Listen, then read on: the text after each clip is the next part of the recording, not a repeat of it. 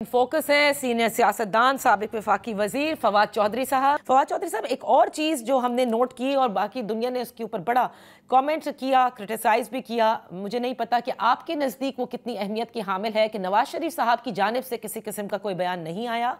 गो कि पाकिस्तान मुस्लिम लीग नून के तमाम सीनियर रहनुमा ये कहते हैं उनके भाई की हुकूमत है, लिहाजा जो कुछ भी वो कह रहे हैं या जो कुछ भी पूरी हुकूमत कह रही है, नवाज शरीफ साहब इज अलाइंड।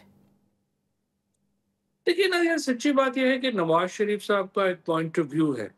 और कारगिल से पहले से वो ये समझते हैं कि इंडिया के अंदर जो दहशतगर्दी है वो पाकिस्तानी ग्रुप्स जो है वो करते हैं।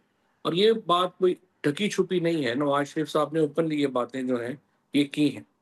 अब नवाज शरीफ जब हिंदुस्तान से अच्छे ताल्लुकात चाहते हैं, ताल्लुकात आसिफ जरदारी भी अच्छे चाहते हैं, ताल्लुकात इमरान खान भी अच्छे चाहते हैं, लेकिन नवाज शरीफ का जो ये नुक्ता नज़र है कि पाकिस्तान को बिल्कुल लेट जाना चाहिए और हर बात मान लेनी चाहिए। और ये पाकिस्तान के अंदर और भी लोग हैं अच्छा। जो कि इस नुक्ता नज़र के हामी हैं कि जी वो बड़ी ताकत है तो हम लेट जाएंगे तो फिर ताल्लुकात, इस तरह ताल्लुकात नहीं ठीक हो सकते। कभी भी जो ताल्लुकात हैं जब तक उनमें एक म्यूचुअल रिस्पेक्ट ना हो, एक दूसरे का इज्जत एहतराम ना हो, ताल्लुकात ठीक। पाकिस्तान में तो देखें, ये कंसेंसस है कि हिंदुस्तान से ताल्लुकात अच्छे होने चाहिए, लेकिन वहां पे एक हिंदू महासभा की मुस्लिम हेट्रेड के ऊपर मबनी फिलॉसफी है और नवाज शरीफ उसको अंडरमाइन करते हैं। वो उसको या तो चूंकि उन्होंने, मेरा ख्याल है, कुछ ज्यादा पढ़ा वगैरह नहीं है, तो वो उसका एनालिसिस उनका दुरुस्त नहीं है। जिस तरह से वो ताल्लुकात ठीक करना चाहते हैं उसका मतलब तो यह है कि पाकिस्तान इस खत्ते में जो हेजमनी है इंडियन, उसको तस्लीम कर ले।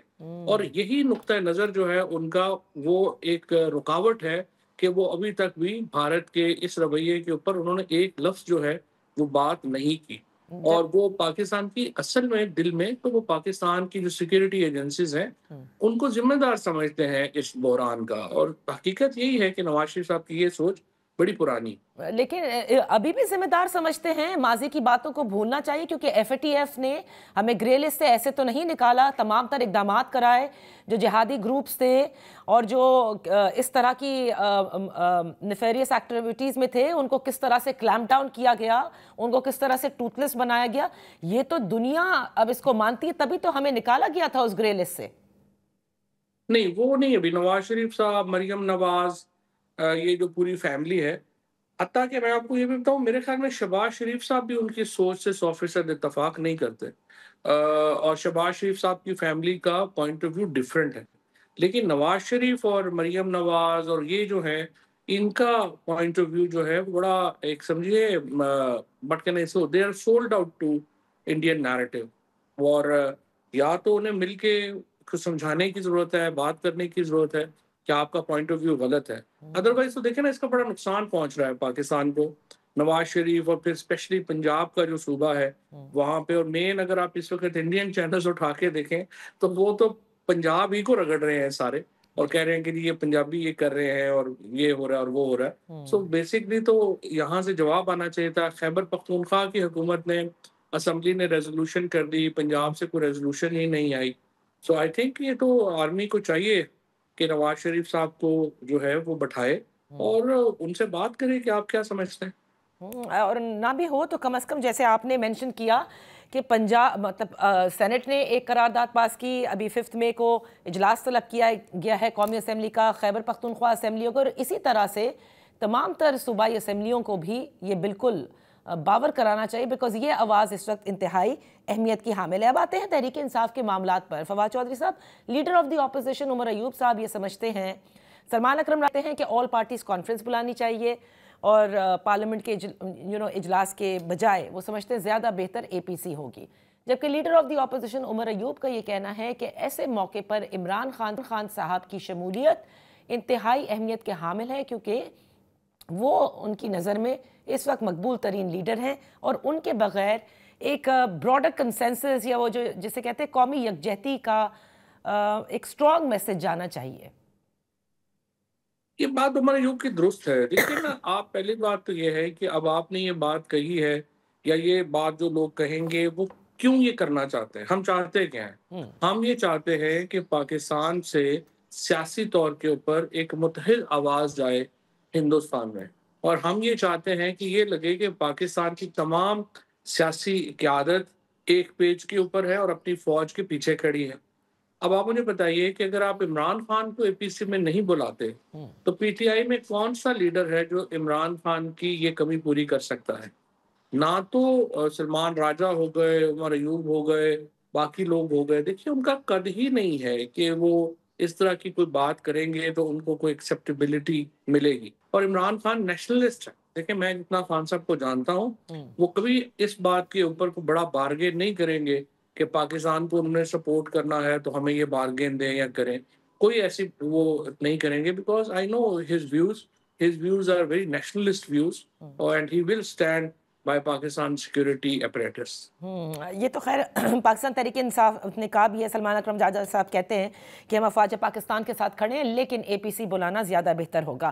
یہ جو ملاقاتوں کا معاملہ ہے، آپ نے جب ہمارے آخری دفعہ جب پروگرام میں آئے تھے تو آپ نے خود کہا تھا کہ ان کی فیملی کو عمران خان صاحب کے ریلیز ہونے کی جو ہے وہ پوری مہم چلانی چاہیے، جس طرح ماضی میں مختلف لیڈران کی اہلیاں نے یا ان کی فیملیز نے یہ لیڈ کیا تھا، لیکن یا تو علیمہ خان صاحبہ کی یکدم ملاقاتیں ہی بند کرا دی گئی ہیں۔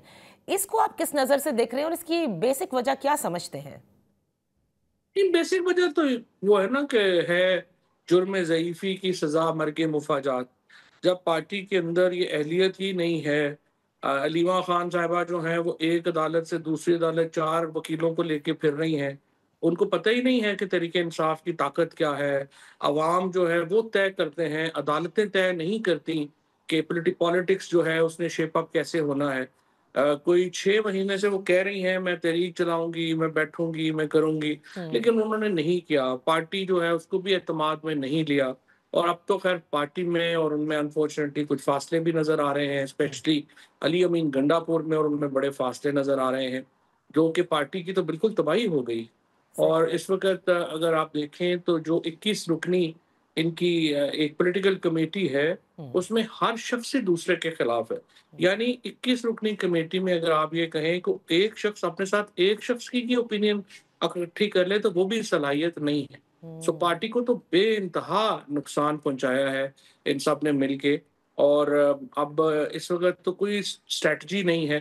پہلے عمران خان کی رہائی کی بات ہو رہی تھی، اب تو عمران خان کی رسائی تک ناممکن ہو گئی ہے، اور رسائی کے اوپر جو ہے وہ ساری پالیٹکس چلی گئی ہے۔ سو ظاہر ہے کہ جہاں عمران خان کی ذات کی حد تک ایک بہت بڑا کنسنسس ہے اور وہ ذات کی حد تک ان کے اوپر پورا پاکستان جو ہے وہ اکٹھا ہے، وہیں پر انفارچونیٹلی جو پارٹی ہے اس نے اپنے آپ کو خنجر مار لیا، خودکشی کر لی ہے، میں یہ کہوں۔ فیصل چودھری صاحب لاسٹلی دیکھیں جو سوال اٹھ رہے ہیں، جو علیمہ خان صاحبہ کا آپ نے ڈفرینسز بتائے with the party and especially Ali Amin Gandapur, وہ اس رسائی تک کے لیے ان کو اعتراض ہیں کہ فیصل چودھری صاحب بھی جا کے مل لیتے ہیں جبکہ وہ لیگل ٹیم کا حصہ نہیں ہیں، اور اس پہ انہیں کافی تشویش بھی ہے۔ ہاں دیکھیے نا، وہ اصل بات یہ ہے کہ فیصل کیوں مل لیتے ہیں اور باقی کیوں نہیں مل پاتے۔